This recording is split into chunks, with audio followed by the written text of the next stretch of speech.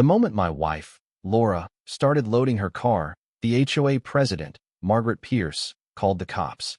I stood on our porch, watching Laura pack, as Margaret spun wild accusations to the officers: financial schemes, domestic chaos, a wife escaping a shady husband. For 6 months, she'd buried us under fake violations, harassment, and threats to seize our home in Meadowview Estates, a quiet suburban enclave outside Charlotte. Margaret thought she'd broken us. Laura was leaving me, and I was drowning in secrets I couldn't share. But what Margaret didn't know was Laura's real job. One phone call was about to turn her smug victory into a federal disaster.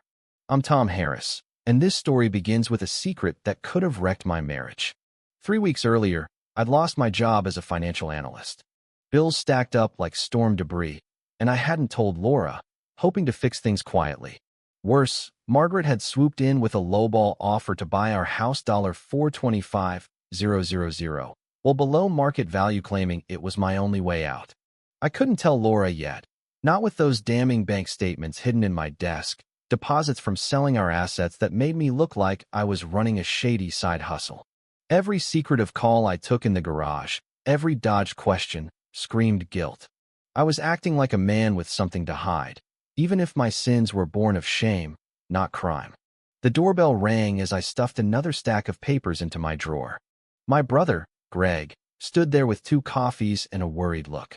"Tom, I heard whispers about money troubles," he said, stepping inside. His questions about debt, the mortgage, our savings felt more like a deposition than brotherly concern. I brushed him off, too embarrassed to admit I'd been laid off. Greg left after an hour, promising to brainstorm solutions, but something about his visit felt off, like he was fishing for details rather than offering help. Exactly 1 hour later, Margaret appeared with a sleek folder and a predatory smile. "Tom, I know about your job loss," she said, settling on my couch like she owned it. "My investment group can offer $425,000 cash, no inspections, 30-day close." Her knowledge of our finances was uncanny. How did she know details I'd only shared with Greg and Laura? The offer was tempting but predatory, and her casual mention of Laura's irregular work hours and our credit card struggles felt like she'd been eavesdropping on our private fights.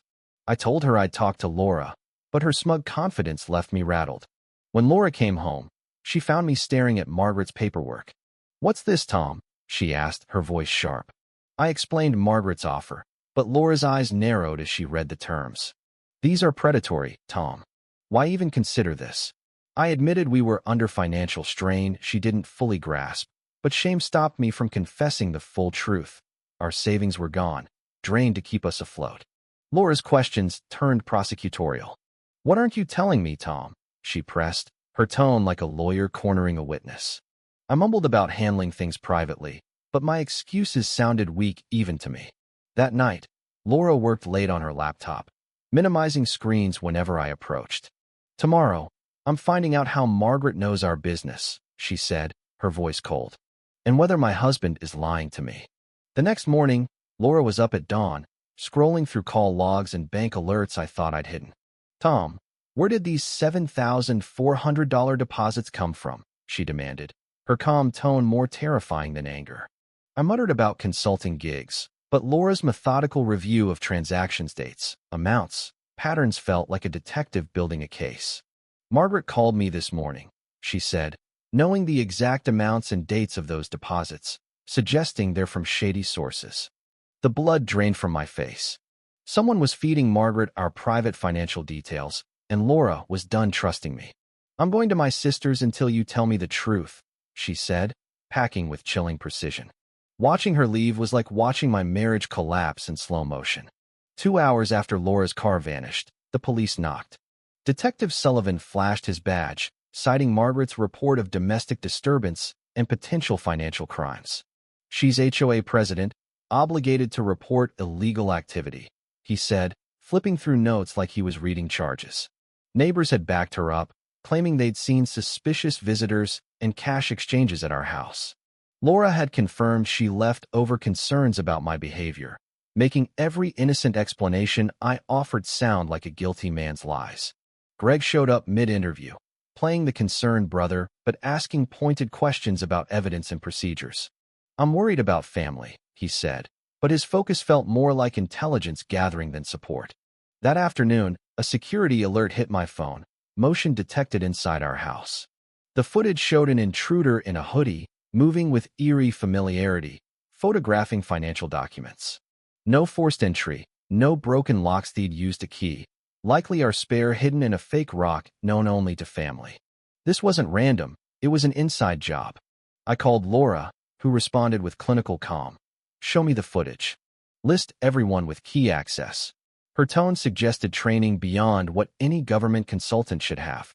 That evening, Margaret called, not with offers, but with $3,500 in fabricated HOA fines, lawn neglect, parking violations, boundary disputes designed to bankrupt us unless we sold to her.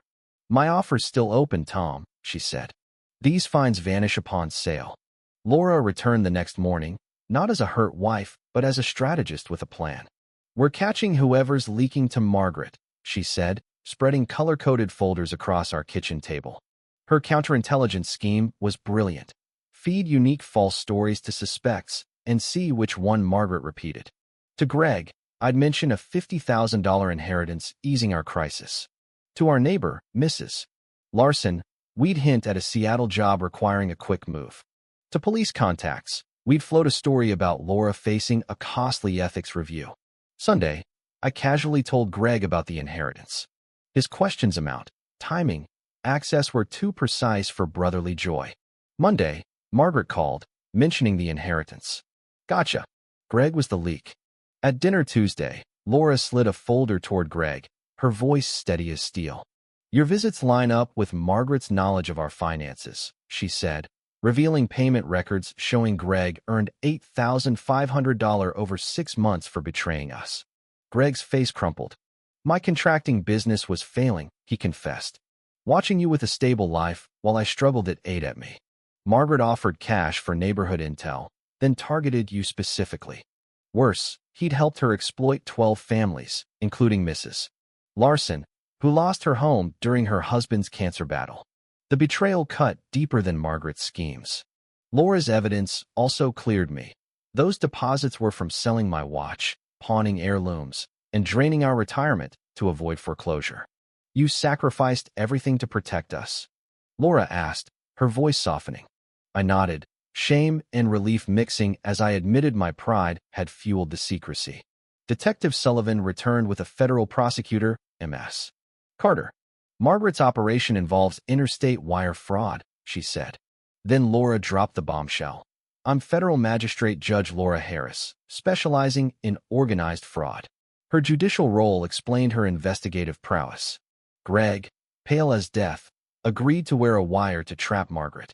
The next morning, he called her, claiming we'd accepted her offer. "Excellent, Greg," Margaret said, oblivious to the federal agents listening. "Your surveillance was top-notch. $26,500 bonus when this closes." She admitted targeting 12 families, exploiting their crises with precision. When she arrived at our house, Laura revealed her credentials. "I preside over fraud cases like yours," she said. Margaret's confidence shattered as agents arrested her for wire fraud, conspiracy, and organized crime. Greg's recordings sealed her fate. 3 months later, a federal courtroom buzzed with victims. Judge Reynolds sentenced Margaret to 10 years, $185,000 in restitution, and a lifetime real estate ban. All 12 families got repayments. 3 reclaimed their homes. Greg served 18 months, plus 400 hours helping victims like Mrs. Larson, who used her restitution to buy a new home and clear medical debts. Meadowview held emergency elections, replacing Margaret's cronies with transparent leaders. Property values soared 40%. Laura's legal clinic and protection fund shielded families from future scams, inspiring 5 nearby communities to follow suit. Our marriage grew stronger through brutal honesty. Greg's redemption began with victim assistance, earning cautious trust from some families he'd harmed. A year later, Meadowview hosted a regional fraud prevention conference. Laura's keynote on spotting predatory schemes drew leaders from 15 communities. Her clinic offered free legal aid, and a task force tracked predators across counties. Our crisis had birthed a shield for countless families. Walking through our vibrant neighborhood, I saw kids playing where Margaret once wielded fake fines. Justice had turned our pain into protection. What do you think about betrayal and injustice in communities like this? Have you faced predators hiding behind authority? Share your thoughts below. Take a stand. Tell us where you draw the line on exploitation. Your story could spark change.